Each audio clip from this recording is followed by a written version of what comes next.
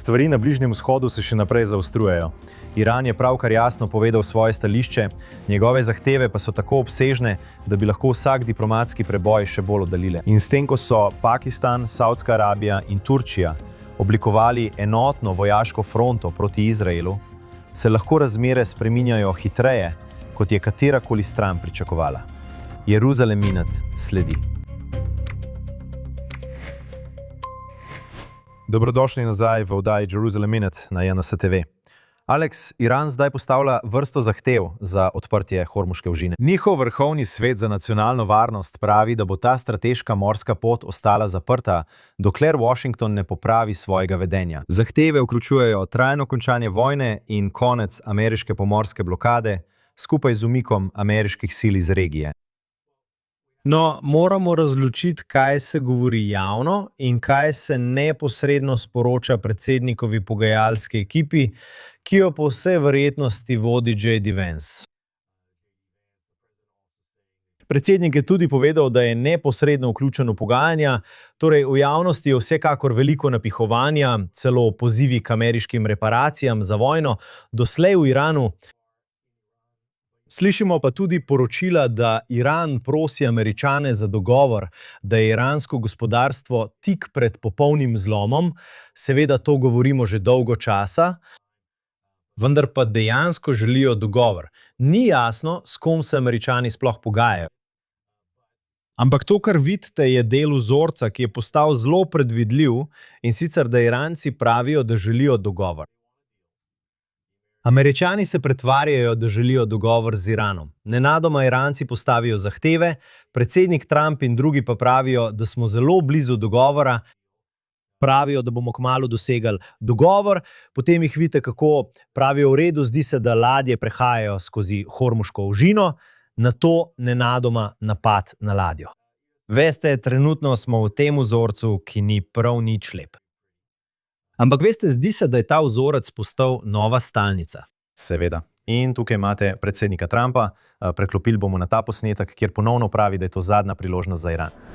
Ampak trenutno se pogovarjamo se na zahtevo Irana, podprto strani Saudske Arabije, podprto strani Združenih arabskih emiratov in posebej podprto strani Katarja, pa tudi drugih. Vsi so želeli dati temu še zadnjo priložnost. To je zadnja priložnost. To je zadnja priložnost za nje, da podpišejo dober dokument. Če se ponovno umaknejo, je z njimi konec. No, če se ponovno umaknejo, jih bodo zelo hudo udarili. To je zelo podobno temu, kar ste pravkar govorili, temu vzorcu, ko predsednik Trump grozi, da je to zadnja priložnost. Vendar je to rekel že večkrat. To je zadnja priložnost do naslednje, točno tako. Pravim, mislim, da ima Trump prav in mu je treba verjeti, ko pravi, da če ne bodo podpisali dogovora, jih bodo zelo hudo udarili. In to je bil vzorc. Vzorc je v redu, začni pogajanja.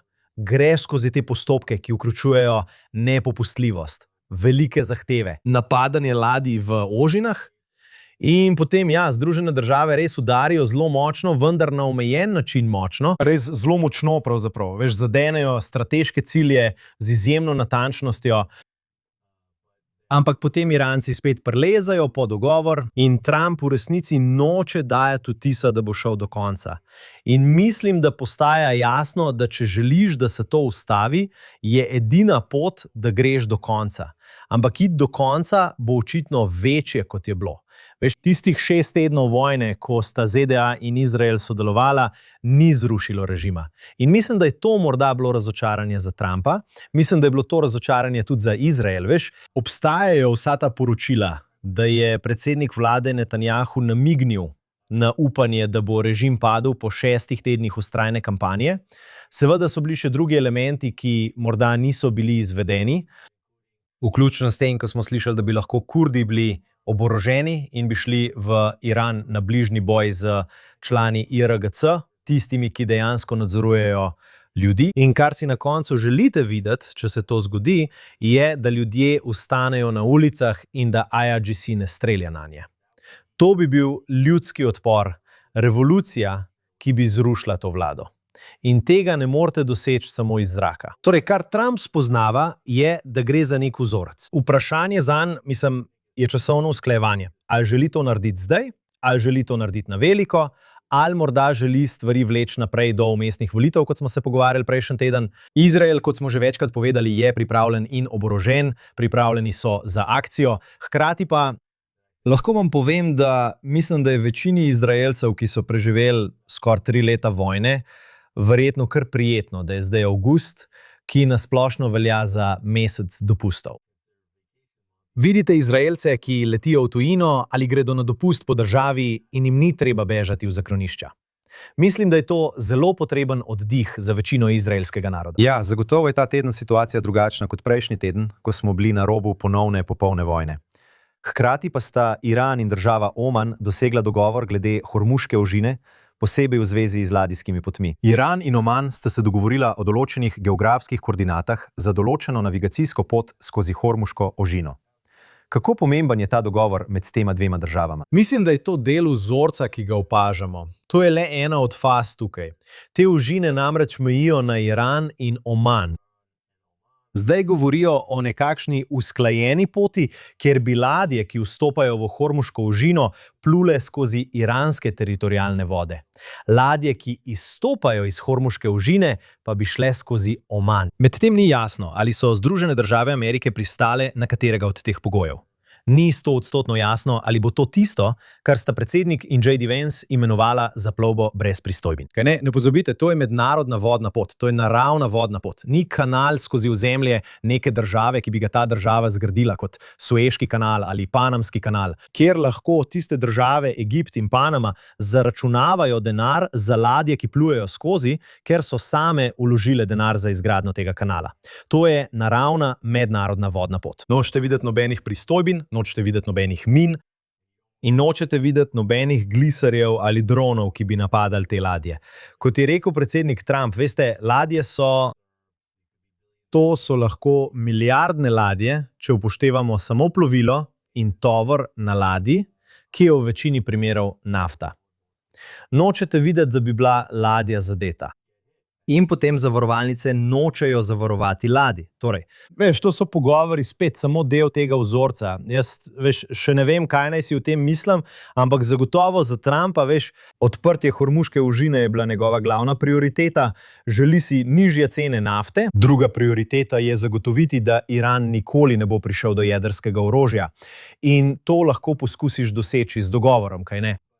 To, da dogovor pride šele po večji vojaški akciji, s katero Amerika in Izrael udarita po jedrski objekt. Torej, tudi če se Iran ne zaveže, da ne bo imel jedrskega orožja, praktično gledano trenutno ne morejo izdelati jedrskega orožja. Poglejmo širši Bližnji vzhod in mislim, da je to velika novica. Saudska Arabija, Turčija in Pakistan so podpisali sporazum o medsebojni obrambi, obsežen sporazum o medsebojni obrambi, ki določa, da se bo oborožen napad na katerokoli od teh 3 držav štel za napad na vse 3. To se zdi zelo pomemben razvoj dogodkov. No, to, kar smo videli v zadnjih nekaj dneh, je to. Hutiji v Jemnu so okrepili napade, ne samo znotraj Jemna, in imate to situacijo državljanske vojne, ki se že vrsto let razvija v Jemnu, vendar Hutiji napadajo tudi neposredno v Saudski Arabiji, to je iranska posredniška sila. Videli smo tudi, da iranske posredniške sile v Iraku napadajo Saudsko Arabijo. Torej vidite, da se napetosti med Iranom in Saudsko Arabijo stopnjujejo. In Savdijci so podali neko oceno, ta teden so bili v medijih poročila, da Savdijci verjamejo, da bi lahko bil velik napad iz Irana na pomolu. In kar vidite tukaj je, da se Saudska Arabija zanimivo obrača proti Turčiji, ki je članica NATO, ima zelo močno vojsko, prav tako kot Pakistan, ki je, kot veste, edina jedrska država v regiji. V bistvu se dogovarjajo o paktu, to je očitno tisto, kar je turški zunanji minister Hakan Fidan povedal, da je tehnično enakovredno 5. členu NATO, veste, v katerem bo vsak napad na Saudsko Arabijo obravnavan kot napad tudi na Pakistan in Turčijo. To je res zanimivo, ker vidite, da je Pakistan služil kot posrednik v pogajanjih med Združenimi državami in Iranom o jedrskem programu v Hormuški ožini. Veste, Turčija Ne vem, če so ravno veliki oboževalci Irana na eni strani, ampak to je še ena pomembna država z muslimansko večino in to, kar tukaj vidite, je povezovanje, kjer če Iran ali njegove posredniške sile napadajo Saudsko Arabijo v večjem obsegu, bi lahko vpletlo Turčijo in Pakistan v večji regionalni konflikt, kaj ne? In to še niti nujno ne vključuje Izraela. Zakaj torej Saudska Arabija to počne prav zdaj? In hkrati samo da omenim Pakistan, da vam pokažem, kje trenutno stojijo. Pakistanski obrambni minister je ta teden dejal, da se mora islamski svet združiti, da se sooči s skupno grožnjo, ki jo predstavlja Izrael. Mislili smo, da se Saudska Arabija morda premika proti normalizaciji. In zdaj so podpisali ta pakt s Turčijo in Pakistanom. No, mislim, da za Izrael jim ni treba nujno skrbeti zaradi tega, ker Izrael ne želi napasti Saudske Arabije, vsaj kratkoročno. Mislim, dolgoročno bi se stvari lahko popolnoma spremenile. Jaz ne bi nujno zaupal, kdo je tvoj zaveznik iz dneva v dan, ampak trenutno je jasno, da je Saudska Arabija sovražnik Irana. Saudska Arabija je v krogu držav, ki bi lahko normalizirale odnose z Izraelom. Torej, samo zato, ker je Saudska Arabija. Če podpiše sporazum s Turčijo ali Pakistanom, to še ne pomeni, da jim je prepovedano normalizirati odnose z Izraelom in to še ne pomeni, da sta Turčija ali Pakistan takojšnja grožnja Izraelu bolj kot prej. Pakistan je ena redkih držav, ki je dejansko priznala izraelsko suverenost leta 1948, ko se je Izrael razglasil za državo. Prej so celo potekali pogovori, da bi Izrael in Pakistan lahko bila na poti, morda nekoliko bolj oddaljeni kot Savdici, a vendarle na poti k prihodnemu sporazumu o normalizaciji odnosov. A vendar je jasno, ko gre za Bližnji vzhod, da bodo v vsaki državi prisotni skrajneži, ki so proti Izraelu. Čeprav Izrael govori o normalizaciji odnosov s Saudsko Arabijo, zunanji minister Saudske Arabije pogosto daje protiizraelske izjave. Torej, veste, te izjave morate po eni strani jemati z določeno mero resnosti, po drugi strani pa z določeno mero previdnosti, recimo. Kar pa je zanimivo, ko pogledate nazaj na govor predsednika vlade Netanjahuja v kongresu februarja 2024, približno 5 mesecev po začetku vojne, glavna novica iz tega govora je bila, da je pozival k zavezništvu v slogu NATO med državami, ki so del Abrahamovih sporazumov. V mislih pa je imel tudi Saudsko Arabijo, da bi uravnotežili to grožnjo proti Iranu. Tako je videl Izrael kot glavno regionalno velesilo na čelu zavezništva v slogu NATO proti Iranu.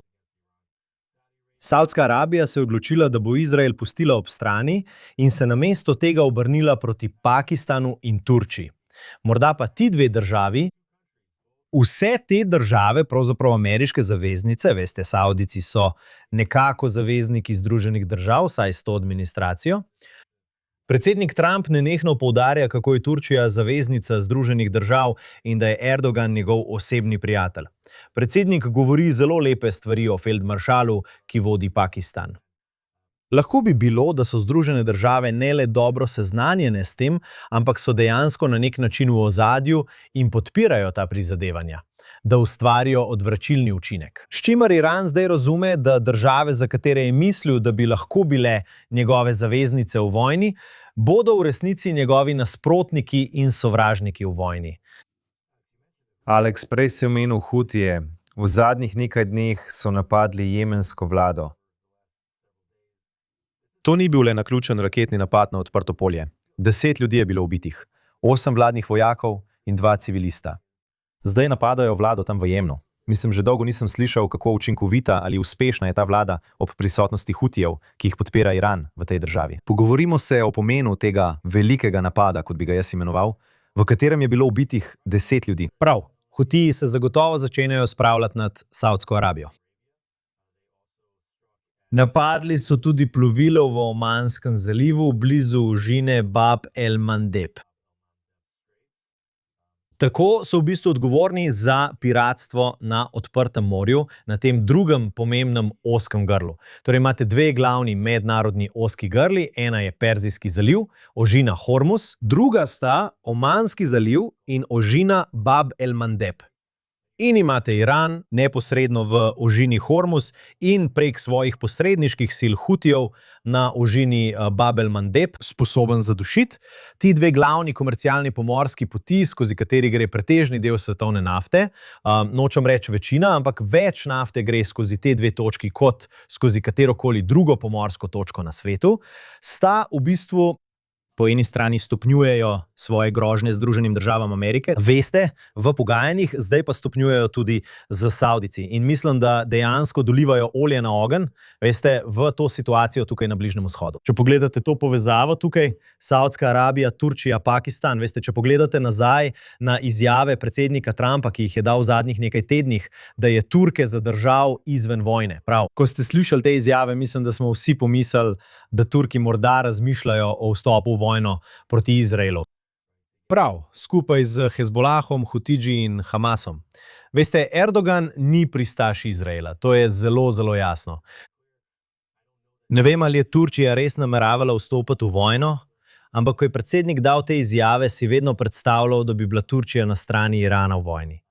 In tukaj, s podpisom tega pakta, kar jasno pove, je to, da bi bila Turčija dejansko dolžna napasti Iran. Dejansko bi bila na strani Združenih držav Amerike in potencialno posredno Izraela, če bi se ta vojna razširila v večji regionalni konflikt.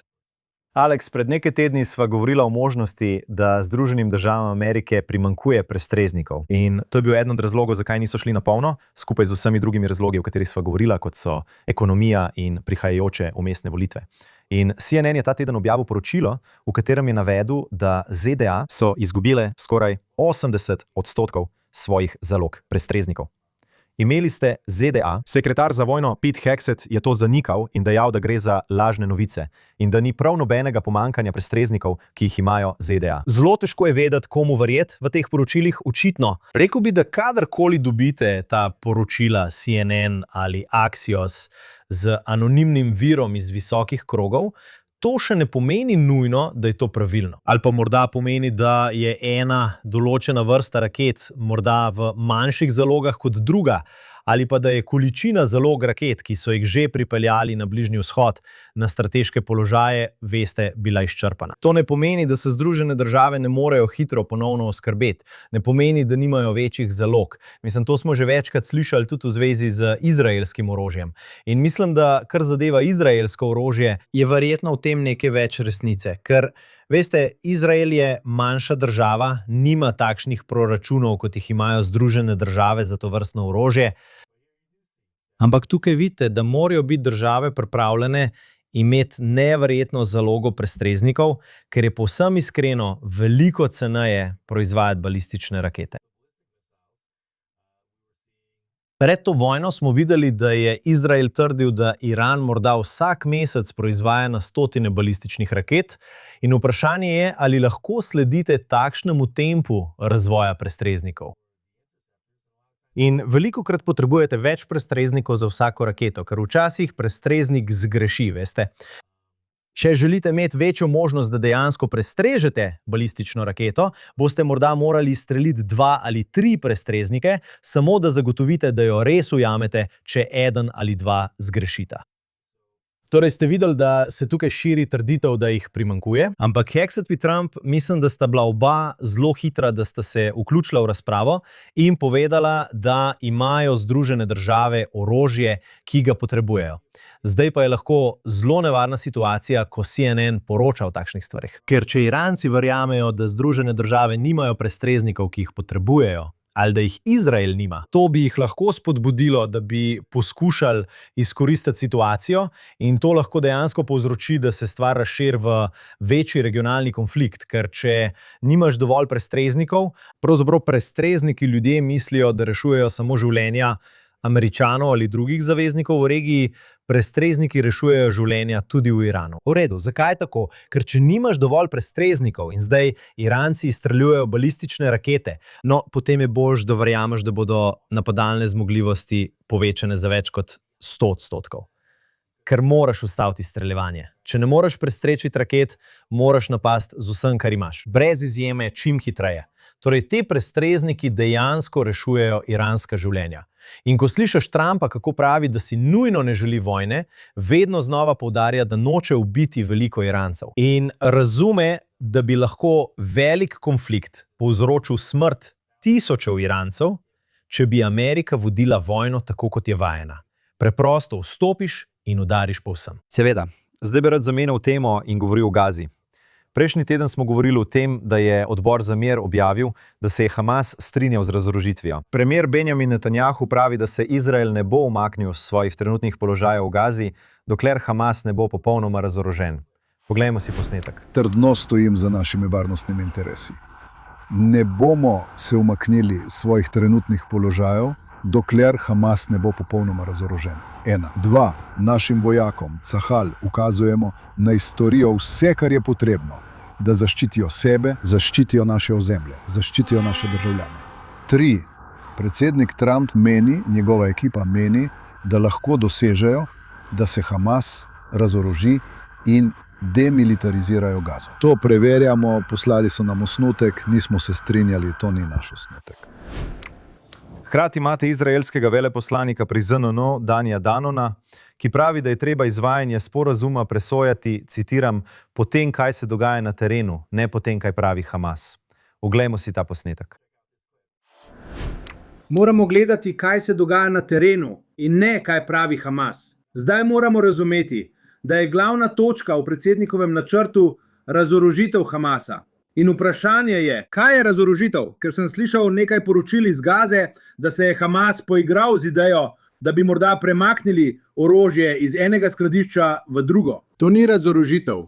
Razorožitev pomeni popolno odstranitev orožja iz Gaze, tako da Hamas ne bo imel več možnosti, da bi se tega orožja sploh dotaknil. Torej, pogovorimo se o tem, kaj pravijo ZDA, kaj želijo ZDA, kaj želi Izrael. Seveda imate strokovnjake, ki pravijo, da Izrael in ZDA nista usklajena. Tako se to trenutno prikazuje. No, imate ta 20-točkovni načrt in 20-točkovni načrt, ki ga je predsednik Trump predstavil pred mnogimi meseci, je načrt, ki ga je Izrael odobril. Pravzaprav imamo vse razloge domnevati, da je bil Izrael usklajen pri pisanju tega 20-točkovnega načrta.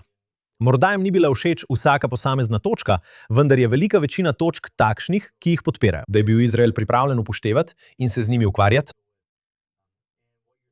In kar zdaj vidite je, da se Hamas preprosto noče razorožiti, da jim je zelo udobno, da se držijo tega. 30-40% ozemlja Gaze, nad katerim še vedno ohranjajo nadzor. Da nočejo izgubiti nadzora nad prebivalstvom in se zagotovo nočejo razorožiti, ker če se razorožijo, izgubijo nadzor nad lastnim prebivalstvom. In med nekaterimi člani Trumpove administracije, ki želijo videti vlaganja v Gazo in obnovo, bi lahko bilo nekaj frustracij. In zdi se, da poskušajo prevarati Izrael in dejansko spremeniti pogoje dogovora, ter umiliti idejo o tem, kaj razorožitev sploh je.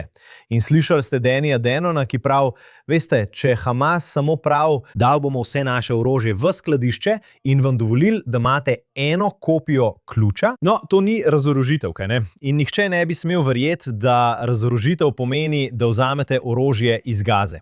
In ko govorite o orožju, govorite o težkem orožju, kot so RPG-ji in druge stvari, govorite pa tudi o mitraljezih, kar uporabljajo za teroriziranje lokalnega prebivalstva in za ohranjanje nadzora. Torej, dve stvari naj bi se zgodili. Ena je demilitarizacija Hamasa, druga pa, da Hamas ne bi smel biti vladajoča entiteta. Dokler ima Hamas orožje, bo ostal vladajoča entiteta. Torej, kar zdaj vidite, ker vstopate v volilno sezono, je to, da predsednik vlade Netanjahu začenja dajati izjave, ki bi jih verjetno izrekel le za zaprtimi vrati in v neposrednih pogovorih s predsednikom in njegovo administracijo, zdaj jih daje javno in pravi, da zavračamo nove pogoje. Kaj pa se je zgodilo? Takoj zatem je Izrael izjavil, da ne bo pristal na to omiljeno različico delne razorožitve. Da Vladanov, ki je vodja odbora za mir, je stopil pred javnost in rekel, no, v resnici smo pravzaprav na isti strani. In zdi se, da so usklajeni z izraelskim stališčem. Hkrati Vladanov poziva obe strani k deeskalaciji in kritizira nedavne izraelske napade na Gazo. Ko je dobil službo, Bili smo radovedni, kakšno stališče bo zavzel do Izraela, v tem primeru pa je kritiziral judovsko državo. No, Vladanov je bil očitno posebni odposlanec ZN za razmere v Gazi in to že pred vojno. In po eni strani se sprašuješ, kako je lahko ta človek, ki se je z Gazo ukvarjal že pred vojno v okviru Združenih narodov. Veš, spomniš se, da je UNRWA, ta agencija ZN, največji delodajalec v Gazi in da so zaposleni pri UNRWA sodelovali v dogodkih 7. oktobra. Kako je lahko nekdo, kot je Vladanov, predsednik odbora za mir? Zdi se, kot da je to velik korak nazaj. Ampak veš, govoril sem z več izraelskimi uradniki, ameriškimi uradniki in so menili, da je bil med različnimi ljudmi, ki so jih predlagali za predsednika odbora za mir, Blanov razumna oseba, s katero bi lahko sodelovali. In to vidiš tukaj. Da takoj, ko se predlaga nekaj, kar Izraelu ni všeč, Blanov hitro popusti in poskuša bolj uskladiti svoje stališče z izraelskim. V bistvu pravi, da sta Izrael in odbor za mir na isti strani, da sodeluje s posredniki pri deeskalaciji in kar je rekel, kar se mi zdi zelo pomembno, je bilo to, da so poročila, da je odbor za mir zahteval umik Izraela. In to je tukaj ključna točka, ne? Ko umilite pogoje, kaj pomeni razorožitev, upate, da lahko dosežete umik Izraela z točk, ki jih Izrael nadzoruje, v zameno za omiljeno razorožitev. In torej, kar zdaj pravi Vejnov, je, da poročila, da je odbor za mir zahteval, da se Izrael umakne pred razorožitvijo, niso resnična. Torej se v bistvu vrača k pogojem 20-točkovnega sporazuma in mislim, da veste, o čemer se tukaj ne govori in omenili smo ravnokar, da je Netanjahu zdaj v volilni sezoni. Je kateremu izraelskemu voditelju zaupate, da bo sposoben obvladovati to raven konflikta? Ker Izraelci, če vzamete recimo Gadija Eisenkota, ki ne govori zelo dobro angleško, v redu, ne razume nijans, kako delovati v angleščini, z ameriško administracijo, morda z odborom za mir, morda z Evropejci. Netanjahu trenutno manevrira. Po eni strani mora do potankosti razumeti, kakšno je besedilo tega 20-točkovnega mirovnega načrta. Sodelovali so pri odobritvi in pripravi tega, da bi zagotovili, da se Američani tega držijo.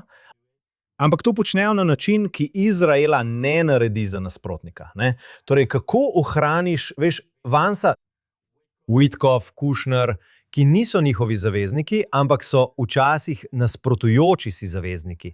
Veš, kako jih obdržiš blizu, da ne prestopijo meje meze ali veš, agresije proti Izraelu. Mislim, da to Netanjahu počne bolje kot kdorkoli drug. In ne vem, a je to nekaj, o čemer Izraelci res razmišljajo, ko grejo na volitve. Omenil si J.D. Vansa. Morda poskuša omiliti svoje stališče glede Izraela, potem ko je prejšnji mesec v oddaji Joea Rogana dejal, da Izrael vodi dobro financirano kampanjo za spodkopavanje pogajanj in nenehno vračanje v vojno z Iranom. To je rekel prejšnji mesec. Zdaj imamo ta najnovejši posnetek, mislim na Fox News, kjer govori o svojem odnosu s predsednikom vlade Netanjahujem. Poglejmo si posnetek. Ni me napadel. Imela sva prijeten in odkrit pogovor. Mislim, glej, kot sem že večkrat rekel, Laura, Izrael je bil odličen partner, je zaveznik Združenih držav Amerike. Toda tako kot Francija ali Velika Britanija ali katerikoli drug zaveznik Združenih držav Amerike, imamo včasih različna mnenja. In mislim, da je ameriške medije ta dinamika zelo fascinirala. A preprosta resnica je, da je moja naloga zastopati le interese Združenih držav Amerike, ne pa nobene druge države na svetu. Imeli smo, odkrito povedano, prijeten, a neposreden pogovor. Nisem se počutil napadenega. Tako, tukaj imate podpredsednika Vansa, ki se sklicuje na srečanje med Netanjahujem, predsednikom vlade, in njim pred 2 tednoma v Washingtonu. Mislite, da je J.D. Vance spremenil svoje stališče do Izraela? A nekako stopa korak nazaj po tistih komentarjih pri Joeu Roganu? Kakšne igre igra? Ja, Mislim, da Vance stopa korak nazaj glede svojih izjav. Izrekel je kar precej skrajne komentarje o Izraelu. Veste, nekako je primerjal Izrael z državami kot sta Katar in Kitajska in drugimi glede vplivanja na ameriško politiko. In rekel je, da kot ste omenili, da je obstajala dobro financirana kampanja za poskus spodkopavanja pogajanj med Združenimi državami in Iranom. In Netanjahu je, mislim, nastopil zelo odločno, ali vljudno. Spomnite se, Netanjahu je eden najbolj izkušenih diplomatov na svetovnem prizorišču. Veste, slišite, kaj pravi Vance, slišite, kaj pravi Trump, Netanjahu nikoli ne govori tako. Netanjahu prav nikoli ne vstopi v pisarno predsednika Združenih držav ali v Belo hišo in jih javno ne spoštuje. Je zelo vljuden, je zelo spoštljiv, izkazuje spoštovanje, razume, da po eni strani so Združene države glavna velesila, po drugi strani pa prav tako razume moč in vpliv Izraela v teh situacijah. In to zelo previdno uravnava. Tako je vstopil zelo vljudno, vendar je zelo jasno povedal Vanceu, da so izjave, ki jih je Vance dal, zelo nevarne. Ne samo glede možnosti konflikta na Bližnjem vzhodu, ampak morda še pomembneje za Netanjahuja, ogrožajo podporo evangelijskih kristjanov v Združenih državah, ki se seveda želijo poistovetiti z Izraelom. In misel, da bi bil Izrael v istem stavku kot Katar in Kitajska, je zanje, mislim, zelo škodljiva. In kaj ste tukaj videli? Ko Vance reče najprej, da je bil pogovor, ki smo ga imeli, vljuden, spoštljiv, nisem se počutil napadenega, mislim, da lahko verjamete, da ga Netanjahu nikoli ne bi soočil na zelo sovražen način. Preprosto bi mu povedal naravnost in kar naprej. S kom je Vance primerjal Izrael v teh komentarjih pri Lori Ingram? Primerjal je Izrael s Francijo in Veliko Britanijo kot zavezniki. Da se včasih lahko ne strinjajo z Združenimi državami, a še vedno govorimo o Zahodu, velikih zahodnih zaveznikih, za katere večina Američanov meni, da bi morali biti usklajeni z Združenimi državami. Kaj ne? Če bi vprašali Američane in rekli, kdo so največji zavezniki Amerike, verjetno bi rekli, veste, Anglija, Francija. Torej, tukaj imate Vancea, ki v istem pogovoru omenja Anglijo, Francijo, Izrael namesto Katarja, Kitajske, Izraela. Torej, vsekakor umik strani Vancea, mislim, da koristen, vendar moramo biti pozorni, ker, veste, nekoliko niha glede teh komentarjev, odvisno od občinstva. Pojdimo naprej k Libanonu. Alex, pogovori se nadaljujejo. Združene države so prejšnji teden v Rimu posredovale pri pogovorih med Izraelom in Libanonom. eno od tem na mizi so te pilotne varnostne cone v južnem Libanonu in po poročilih Izrael razmišlja o državah, med katerimi je morda tudi Švica, kot o eni od sil, ki bi nadzorovale te pilotne varnostne cone v južnem Libanonu. Seveda Izrael vztraja, da mora biti Hezbolah razorožen, preden se tam razmere utrdijo. Pogovorimo se o situaciji v zvezi s temi pogovori. No, ti pogovori se nadaljujejo. Spomnite se, pred nekaj tedni smo imeli pogovore v Rimu, vedeli smo, da se bodo pogovori nadaljevali. Prvotni krog pogovorov je potekal, kot mi je poročal višji pogajalec Jehiel Leider, ki je bil v Rimu. Hkrati sem bil tudi jaz v Rimu in mi je to povedal. Ta pogajanja so potekala v zelo prijateljskem vzdušju, kjer sta imeli obe državi skupen interes glede Hezbolaha. Da ostane demilitariziran in oslabljen znotraj te države. In tako se pogovori nadaljujejo. Nadaljujejo se počasi. So produktivni, hkrati smo slišali, da je posrednik pozval k zaključku pogajanj približno 3 ure prej, kot je bilo predvideno, ker se v regiji še naprej dogajajo premiki Hezbolaha. In ta teden je prišlo do velikega napada, kjer so Izraelci vstopili v hišo v Libanonu, ta hiša pa je bila nastavljena z bombo in več Izraelcev je bilo ubitih in ranjenih, ko so vstopili v to zaminirano stavbo. Zdaj, pojavljajo se tudi številna vprašanja, zakaj vojaki sploh vstopajo v stavbe. Ja. Običajno pošlješ pse, pošlješ drone, pošlješ robote, včasih pošlješ teroriste v stavbe in tukaj je prišlo do velike napake, verjetno napake, ki se je zgodila na terenu, ko je poveljnik na terenu poslal vojake v stavbo. Veliko Velikokrat ne želiš razstreliti te stavbe iz zraka. Zakaj? Ker želiš ugotoviti, če je vhod v tunel, želiš vedeti, katero orožje je bilo v stavbi. Ampak nočeš poslati vojakov noter in tvegati, da bodo ubiti. Tako se je zgodil večji incident, kjer so bili vojaki ubiti. In vprašanje je bilo, ali je bila ta stavba nastavljena z minami pred premirjem, kar je možnost, ali pa je bila ta stavba nastavljena z minami po premirju, kar bi bila velika kršitev premirja.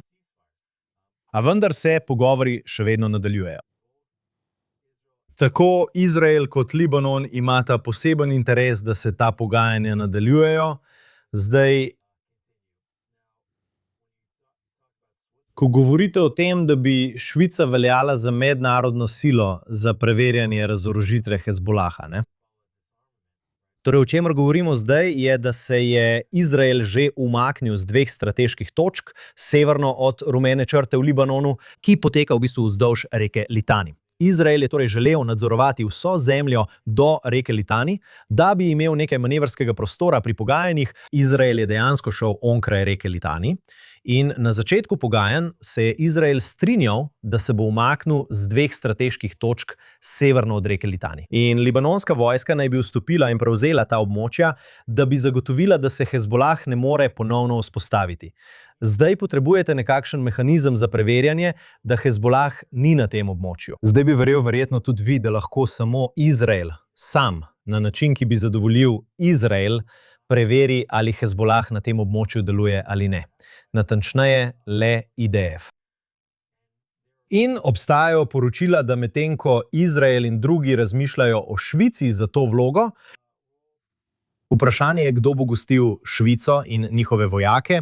Bilo je nekaj poročil, da bi bila OZN nadzorni organ, da bi bil UNIFIL nadzorni organ. Mislim, da je to strateška katastrofa. Ja, zagotovo. Ste videli, da je UNIFIL popolnoma neučinkovit? To v bistvu pomeni, da dejansko zagotavljajo zaščito Hezbolahu v južnem Libanonu in preprečujejo Izraelu, da bi napadal območja, kjer je Hezbolah kršil pogoje svojega dogovora po resoluciji ZN 1706, kjer bi moral biti Hezbolah že izven južnega Libanona. Vidimo, kako dobro je to delovalo. Saj je Hezbolah pod nadzorom UNIFIL-a vzpostavil ogromne sile, vključno z orožjem in predori vse do izraelske meje. Zadnja stvar, ki si jo želite videti, je, da je vpleten UNIFIL, da so vpleteni Združeni narodi, da je vpletena Švica. Ampak če govorite samo o preverjanju, umik Hezbolaha z teh 2 strateških točk severno od reke Litani, verjetno lahko Izrael to sam uredi. Torej, to so Točke, o katerih se Izrael trenutno pogaja v Rimu. Alex, končno ta teden prihajajo rezultati predizborov iz Združenih držav. Predvsem dr. Abdul El Sayed je bil nominiran kot demokratski kandidat za senat v zvezni državi Michigan. Znano je, da je znan po svojih protiizraelskih, protijudovskih komentarjih, kjer Izrael imenuje nezakonito apartheidsko državo in ga označuje za odpadniško državo. Poskušal je tudi nekoliko omiliti svoje izjave in dejal, da sta judovstvo in judi ločena od razmer v Izraelu. Oglejmo si ta video. AIPAC in Izrael nista isto kot judovstvo in judovsko ljudstvo.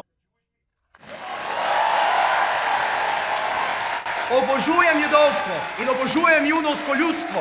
In najbolj nevarna stvar, ki so nam jo skušali dopovedati, je, da lahko nekako razširijo definicijo antisemitizma tako, da vključuje tujo vlado in njene voditelje. To je neumnost. Ne.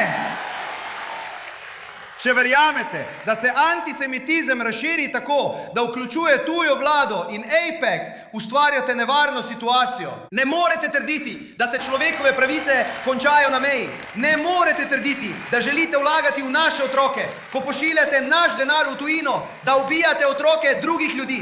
Tega ne morete trditi. Aleluja. Obožuje judovstvo. Obožuje jude. Samo Izraela ne more prenašati. Kako pomembna je ta zmaga na predizborih?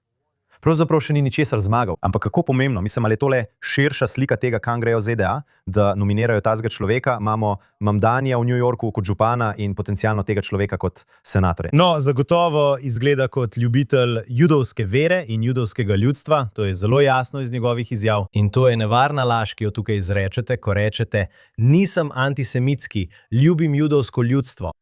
Samo ne maram politike države Izrael. Veste, nočem, da Združene države podpirajo edino judovsko državo na svetu. Veste, nočem, da Združene države pošiljajo ali prodajajo kakršnokoli orožje državi Izrael.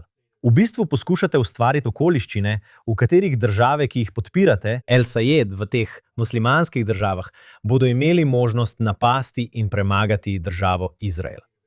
Torej, veste, v bistvu pravite, da niste antisemiti. No, uganite kaj. Če uporabljate dvojna merila za Izrael, ki jih ne uporabljate za nobeno drugo državo na svetu, potem ste v resnici antisemiti. Mislim, da so te volitve, te predvolitve pomembne, kaj ne? Zdaj, El Sayed mora še vedno skozi splošne volitve in ljudje opažajo, da je Michigan nihajoča zvezna država, ne trdno demokratska. Torej, obstaja možnost, da bi El Sayed lahko izgubil na splošnih volitvah. Ne pozabite, Michigan je država, kjer je največ avtomobilskih proizvajalcev v Ameriki. In velikokrat ti fizični delavci, veste, ponavadi bodo morda volili republikance namesto demokratov. Zanimivo je omeniti, da je AIPAC vložil okoli $30 milijonov v kampanjo v podporo Haley Stevens proti El Sayedu. Zdaj, to ne pomeni, da je Haley Stevens, ki je bila v bistvu obravnavana kot zmerna demokratka, to ne pomeni, da je bila kaj boljša glede Izraela, kaj ne? Niti ni imela dobrih stališč do Izraela, ampak v primerjavi z El Sayedom, veste, je v primerjavi z njim izgledala kot angel glede Izraela. Torej, vidite, kako je AIPAC med dvema ognjema, ne? Vložiti $30 milijonov in samo pomislite, koliko stanejo te kampanje, veste. Če moraš vložiti $30 milijonov v vsako kampanjo, da osvojiš sedež v senatu, in to je samo v predizborih, ne? Torej je to lahko $60 milijonov na obeh straneh volitev, samo v predizborih. Potem pa je tu še splošne volitve. Torej, mislim, samo količina denarja, ki gre trenutno v te senatne tekme, je ogromna. In vprašanje je, veste, kako dolgo lahko AIPAC to zdrži, kako dolgo bodo donatorji pripravljeni to podpirati, če vidite na volitvah, kot so te, kamor vlagajo svoj denar. Za kandidata bi rekel, da Stevensova ni najboljša kandidatka. Je pa zagotovo eksponentno boljša kandidatka kot El Sayed in potem vseeno zgubijo te volitve. Torej, AIPAC je v položaju, kjer mora nekako pokazati, da zmaguje na večini svojih volitev. In tudi zelo previdno izbira, v katere volitve vlaga denar. Denar bo vložil samo v volitve, v predvolitve, za katere dejansko menijo, da lahko zmagajo. Če mislijo, da ne morejo zmagati, ne bodo vložili denarja, ker bi ga s tem samo vrgli stran. Kaj ne? Torej, tukaj je veliko vprašajev. Zdaj, boste rekli, no, v državah, kot je Missouri, ste imeli zelo progresivno, protiizraelsko senatorko, kot je Cori Bush, ki je izgubila na predizborih. In imeli ste predizbore, mislim, da je bilo to v New Yorku, kjer je bil na primer Jamal Bowman pred kratkim izločen na predizborih. Torej, ni tako, da bi bile vse te predvolitve izgubljene, nekatere so dobljene, nekatere izgubljene. To, da kar imate zdaj, je, da v vsaki posamezni državi imate kandidata na predizborih, še posebej v demokratski stranki, včasih pa tudi v republikanski stranki, kjer so izrazito proti Izraelu. In tako ste imeli pred nekaj leti v kongresu situacijo, kjer ste imeli samo The Squad, ja, imeli ste Alexandrijo Ocasio-Cortez, Rashido Tlaib, Ilhan Omar. No, ljudje so govorili, se veste, to so samo 3. In jaz sem rekel, naslednje volitve jih bo 10. No, zdaj smo tukaj leta 2026. In ni jih 3, in ni jih 10. Vsaka posamezna zvezna država poskuša postaviti kandidata prav takšnega. In mislim, da vidite, da je prihodnost demokratske stranke takšna, da postaja vse bolj in bolj progresivna, postaja vse bolj proti Izraelu. Veliko vprašanje zdaj je, koga bodo zmerni demokrati podprli na teh volitvah. Ljudje, kot je Chuck Schumer, ki je bil nekoč vodja večine v senatu. Ali bo on dal svojo podporo, in drugi, ali bodo oni podprli El Sayeda. In odgovor je, da bodo dali svojo. On je podprl Schumerja v predizborih. Prav. Torej, ja. Prav. In oni ga bodo podprli in očitno ga bodo podprli tudi na splošnih volitvah. Torej, ta zmerni glavni tok demokratske stranke se zelo boji tega progresivnega krila demokratske stranke. In ničesar ne naredijo, da bi se jim uprli in na koncu bodo dejansko celo podprli ljudi, kot je ta. Tako da mislim, da Po eni strani situacija ni popolnoma zgubljena in vidiš, da so nekateri te predizborni boji res pomembni. In El Sayed je zmagal za las v Michiganu, bile so tesne predizbore in Stevens verjetno ni bil najboljši kandidat, ampak splošen trend. Tudi čeprav imamo nekaj zmag, kot sta Cory Bush in Jamal Bowman, to kaže na vedno več in več progresivnih ter protiizraelskih kandidatov v demokratski stranki. In kot smo rekli, tudi vidimo ta izolacionistični trend tudi na republikanski strani. Tako se Izrael znajde vedno bolj in bolj stisnjen. In to vas tudi popelje nazaj k izjavam, ki jih je dal J.D. Vance in zakaj je premier Netanjahu menil, da je tako pomembno, da vstopi v pisarno z J.D. Vanceom in ga vljudno prosi, naj popravi navedbe. Ker če teh navedb ne popraviš, se bo zgodilo to, da boš začel zgubljati ljudi tudi na republikanski strani. In mislim, da za republikance, ki to opazujejo, zakaj bi se uskladil s progresivnimi demokrati glede vprašanja Izraela? Z njimi se ne usklajuješ pri nobenem drugem vprašanju. Ne? Če si republikanec, še posebej bolj desno, ko greš, se ne usklajuješ s progresivnimi demokrati pri nobenem vprašanju. Niti enem. Torej, če progresivni demokrati nastopajo kot zelo, zelo proti Izraelu, to bi ti moralo biti namig, da se z njimi ne bi smel usklajevati pri tem vprašanju. Vmesne volitve novembra, teden prej, volitve v izraelski kneset. Zanimivi časi so pred nami. On je Alex Trejman, direktor JNS, jaz sem Josh Šas, dopisnik za JNS. Hvala, da ste se nam ponovno pridružili v oddaji Jerusalem Minute na JNS TV. Poskrbite, da se naročite, nam namenite super zahvalo in si oglejte vso neverjetno vsebino, ki jo ponuja JNS TV. Velika zahvala ljudem za zaslonom tukaj. Obiščite tudi jns.org za vse najnovejše novice iz Izraela, Bližnjega vzhoda in celotnega judovskega sveta. Se vidimo naslednji teden tukaj v oddaji Jerusalem Minute na JNS TV.